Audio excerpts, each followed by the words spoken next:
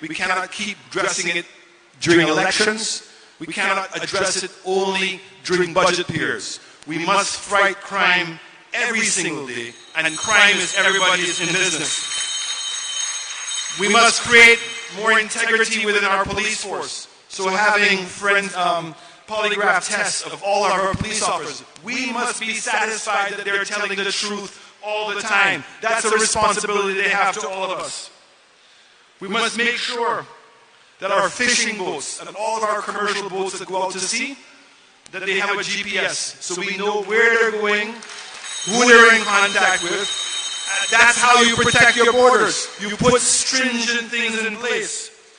Cameras is no longer just acceptable to have a camera. We must have facial recognition. We must be able to have the technology that if we have an APD on anyone, the cameras can detect the person. That is what's going on in the major cities in the world. Why should we be any different? We should have the best systems to provide a safety net for us. We have to accept, as small societies, that people don't want to give information. We don't trust the policemen that when we give them information that they're not going to tell the bad guys. So we have to find an anonymous way for them to get information and to be incentivized to do so. We must resolve the backlog of our courts. We must have more integral judges and hold people accountable. It cannot be a young man with a record who all of a sudden is caught with an illegal firearm, is given bond. It has to be much more serious than that. And we also must make sure that these kids, sometimes who come, not always, but sometimes come from a deprived family,